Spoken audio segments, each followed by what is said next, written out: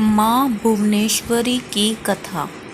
पौराणिक कथा के अनुसार काल की शुरुआत में ब्रह्मा, विष्णु और रुद्र जगत की संरचना प्रारंभ कर रहे थे। एक उड़ता हुआ रथ उनके सामने आया और एक आवाज़ ने उन्हें रथ में बैठने का आदेश दिया।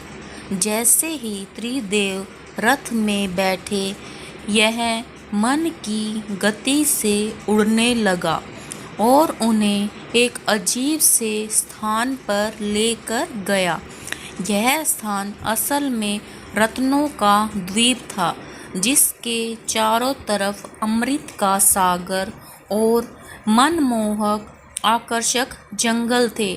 जैसे ही त्रिदेव रथ के बाहर उतरे, वह स्त्री स्वरूप में बदल गए। उन्होंने उस द्वीप का अच्छी तरह से मुआयना किया। वहां उन्हें एक शहर मिला। उस शहर के चारों तरफ सुरक्षा की 9 परतें थीं और इस शहर की सुरक्षा उग्र स्वभाव के भैरव, अक्षत्रपाल, मातर्का और दिग्पाल कर रहे थे। जैसे ही वह शहर के अंदर गए, शहर का सौंदर्य और विकास देखकर मंत्रमुग्ध हो गए। आखिरकार वे शहर के अंदर स्थित मुख्य राजमहल में पहुंचे, जिसका नाम चिंतामणि गृह था और जिसकी सुरक्षा योगिनियां कर रही थी। यह शहर त्रिपुर था, देवी भुवनेश्वरी की राजधानी, जो मणिद्वीप की रानी थी। जैसे ही त्रिदेव महल के अंदर घुसे, उन्हें देवी भुवनेश्वरी देवी के दर्शन हुए। उनकी छटा लाल रंग की थी। उनकी 3 आँख, 4 हाथ थे तथा उन्होंने लाल रंग के आभूषण पहने थे। उनके शरीर पर लाल चंदन का लेप लगा था। उन्होंने लाल कमल की माला पहनी थी। बाएं हाथ में उन्होंने अंकुश और पास पकड़ा था तथा दाहिने हाथ से वो अभय और वरदान मुद्रा दिखा रही थी।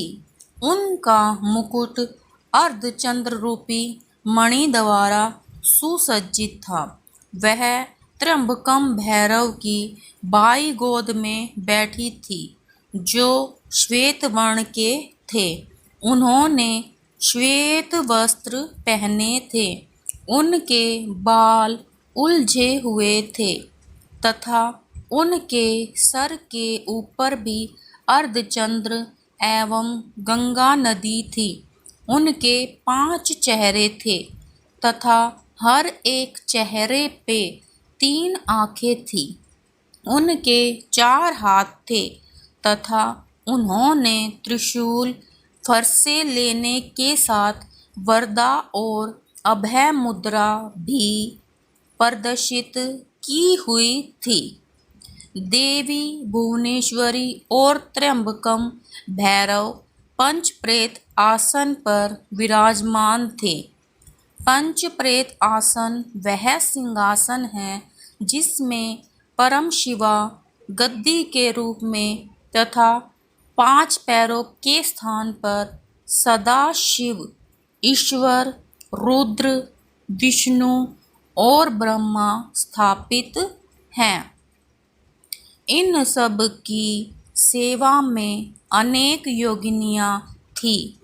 इनमें से कुछ पंखा डोल रही थी, कुछ कपूर डालकर पान के पत्ते समर्पित कर रही थी, कुछ नए शीशे पकड़ी हुई थी कुछ घी, शहद और नारियल पानी समर्पित कर रही थी। कुछ माता के बालों का श्रृंगार करने के लिए तैयार थी। कुछ देवी के मनोरंजन के लिए नृत्य तथा गायन में लिप्त थी। त्रिदेव ने वहाँ पर असंख्य ब्रह्मांड देखे। हर ब्रह्मांड में उनकी तरह ही त्रिदेव थे और यह सब उन्होंने माता भुवनेश्वरी के पैरों के नाखून में ही देख लिया। कुछ ब्रह्मांड ब्रह्मा द्वारा बनाए जा रहे थे, कुछ विष्णु द्वारा पाले जा रहे थे तथा कुछ रुद्र द्वारा संहारित किए जा रहे थे।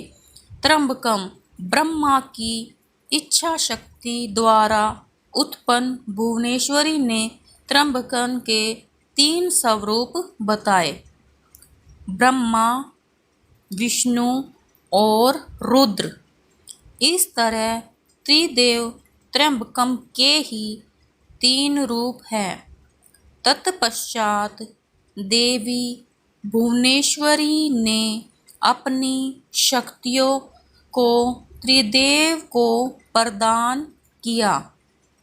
ब्रह्मा के लिए देवी सरस्वती, विष्णु के लिए देवी लक्ष्मी तथा रुद्र के लिए देवी काली का निर्माण किया तथा उन्हें उनकी जगहों पर स्थापित किया।